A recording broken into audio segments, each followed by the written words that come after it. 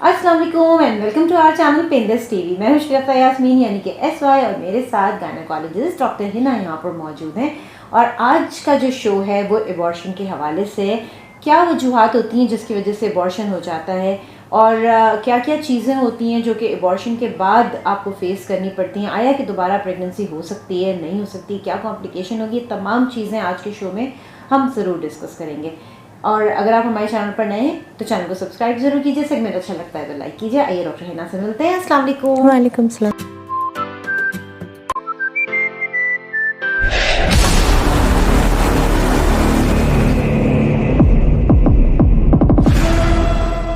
Doctor Hina, कुछ सवालात आए हैं मेरे पास एबॉर्शन से रिलेटेड। वैसे तो हमने बहुत डिटेल के साथ ये तमाम शोज़ किए हुए हैं और ये तमाम शोज़ जो हैं आपको प्लेलिस्ट में अगर आप जाते हैं doctor.com के फोल्डर पे तमाम शोज़ आपको मिल जाएंगे। अब कुछ लोगों के सवालात थे जो मैंने जमा किए हैं, अब मैं आप तक वो सवालात पहुंचा देती हूँ। सबसे पहले तो ये बताइएगा कि ये क्या चीज़ें होती हैं जिसकी वजह से एबॉर्शन हो जाता है। अबॉर्शंस एक्चुअली कोई एक्सटर्नल फैक्टर्स भी हो सकते हैं। एक्सटर्नल फैक्टर्स में जो मोस्ट कॉमन हम लोगों ने बहुत डिटेल से पहले भी डिस्कस किया है, मोस्ट कॉमन फैक्टर्स होते हैं वो ये होता है कि कोई सडन इंजरी, एक्सीडेंट या कोई ऐसा ट्रॉमा हो जाए है जो कि बिल्कुल पेल्विक एरिया में पेशेंट को वो हो जिसकी वजह से शॉक पहुंचे, तो उसकी वजह से अबॉर्शन हो सकता है। कुछ ऐसी बीमारियां होती हैं जैसे अगर पेशेंट पहले से डायबिटिक है या किसी और किस्म का इन्फेक्शन हुआ हुआ है और आजकल कोविड-19 है, इसकी वजह से भी अबॉर्शन होने के चांसेस बहुत बढ़ जाते हैं। अगर प्रेगनेंसी में किसी को कोविड-19 का इन्फेक्शन हो गया है, even other viral infections, bacterial infections, fungal infections, बहुत सारे ऐसे इन्फेक्शंस हैं जो कि कॉज हो सकते हैं अबॉर्शन होने के। और इसके अलावा जेनेटिक फैक्टर्स होते हैं, कुछ ऐसी जीन्स होती हैं, मतलब कि बच्चा इस हद तक एबनॉर्मल होता है, मतलब कि अल्लाह ताला यही चाहते हैं कि अगर कोई ज़िंदगी अगर इस दुनिया में आए तो वो बिल्कुल नॉर्मल होनी चाहिए, तो वो इस हद तक एबनॉर्मल होता है कि वो पैदा होने से पहले ही अबॉर्ट हो जाता है, तो वो नहीं पैदा हो पाता।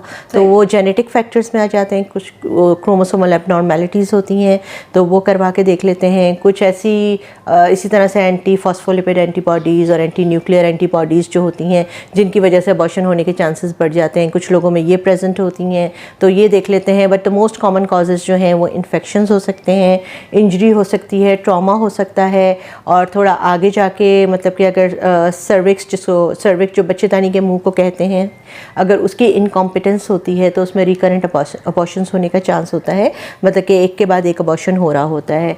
और उसमें कभी कभार ये होता है कि वो लूज़ होता है, कभी कभार उसकी कोई सर्जरी होती है जिसकी वजह से वो लूज़ हो जाता है, और समटाइम्स कोई सर्जरी नहीं होती तो वो वैसे ही लूज़ हो रहा होता है, तो उसकी वजह से बार बार अबॉर्शन हो रहा होता है। सही। अच्छा, ये भी बताइएगा कि इसके बाद कॉम्प्लिकेशंस कोई हो सकती है अबॉर्शन के बाद। Complication, the most common complication of abortion is कि एक तो ये होता है कि कभी कभार जब DNC जैसे क्लीनिंग करते हैं, यूट्रस को क्लीन करते हैं, इवैक्यूएट करते हैं, जिसको हम DNE कहते हैं, तो उसमें ये होता है कि जो प्रोडक्ट्स ऑफ कंसेप्शन होते हैं वो थोड़े बहुत मेम्ब्रेन्स या कुछ अंदर रह जाती हैं।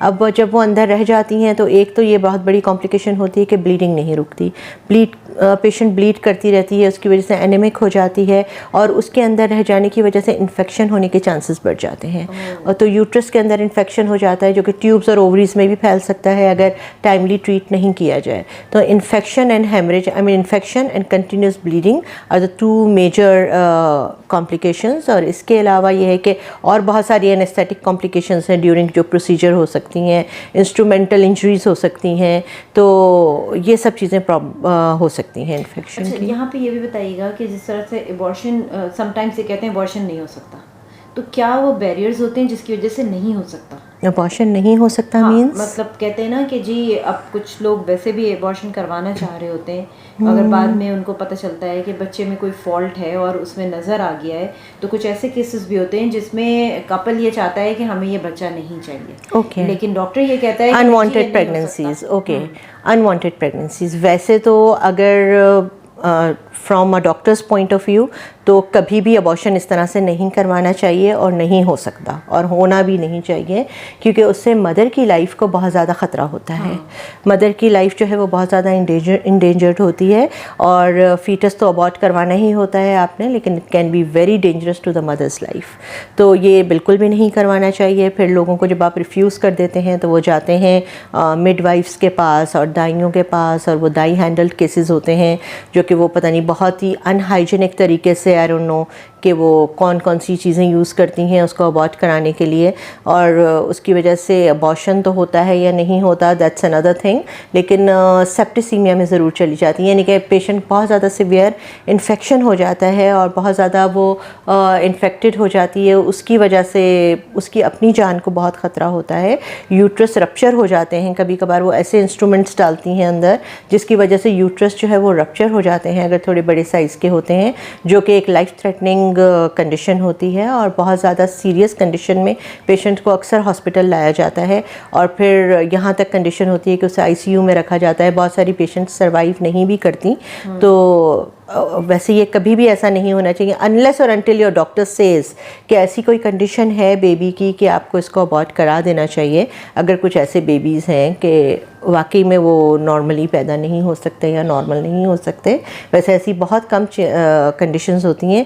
ज़्यादा अबॉर्शंस का एडवाइस उस वक्त देती है आपको आपकी डॉक्टर जब मदर की लाइफ को ख़तरा होता है। ज़्यादातर ये कुछ ऐसी हार्ट डिजीज़ेज़ होती हैं जिसमें मदर्स कैरी आउट नहीं कर पा रही होती प्रेगनेंसी को, और उसकी अपनी ज़िंदगी को ख़तरा होता है कि अगर वो प्रेगनेंसी 9 मंथ्स तक लेके जाएगी या ड्यूरिंग लेबर उसके अपनी मॉर्बिडिटी के चांसेस जो हैं वो बढ़ जाएंगे, मोर्टेलिटी के चांसेस जो हैं वो बढ़ जाएंगे। तो इस वजह से कहा जाता है अबॉर्ट कराने के लिए, otherwise there is no good reason to abort a child और to abort a pregnancy, I mean. सही। अच्छा ये बताइएगा कि कुछ लोग कहते हैं अबॉर्शन के बाद फर्टिलिटी के इश्यूज हो जाते हैं, क्या ये बात सही है? हो सकते हैं, यूजुअली नहीं होते, यूजुअली ऐसे नहीं होते, बहुत कम चांसेस होते हैं। बहुत रेयर एक कंडीशन होती है जहाँ पे इंस्ट्रूमेंट्स, जब अबॉर्शन अगर होता है और उसके बाद डीएनई करवाई जाती है जिसको इवैक्यूएशन ऑफ द यूट्रस कहते हैं, उसको क्लीन करना कहते हैं, उसके लिए हम कुछ इंस्ट्रूमेंट्स यूज़ करते हैं।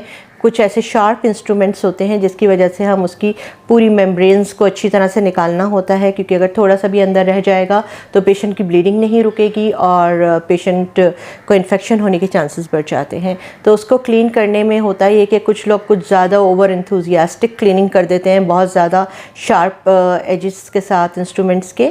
तो उसमें होता ये है कि endometrium, I mean this is one of the layer of the uterus जिसको हम एंडोमेट्रियम कहते हैं, जो इनर लेयर होती है।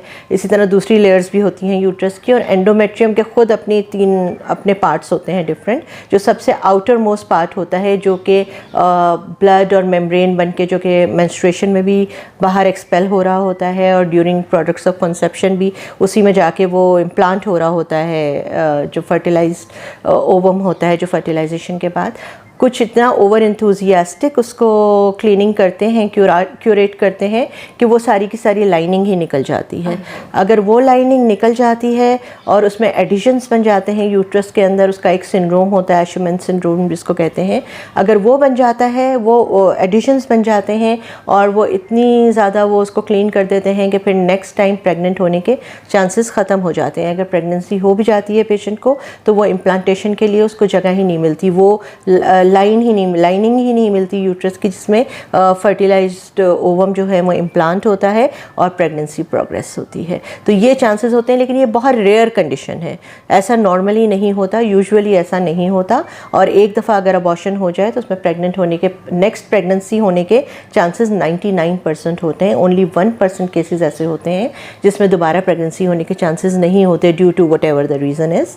लेकिन द गुड न्यूज़ इज़ के 99% चांसेस होते हैं कि फीमेल जो है वो दोबारा प्रेग्नेंट हो सकती है। सही। अब आखिरी सवाल कुछ खाने पीने के हवाले से, क्योंकि कुछ ख़वातीन का कहना ये होता है कि जी हम दूध पी सकते हैं, इसके बाद हमें क्या क्या चीज़ें खाने में अवॉइड करनी चाहिए आफ्टर अबॉर्शन। ज़रा सा फूड के हवाले से बात करें। बिल्कुल, दूध भी पी सकती हैं और वो जो खाती हैं उन्हें खाना चाहिए।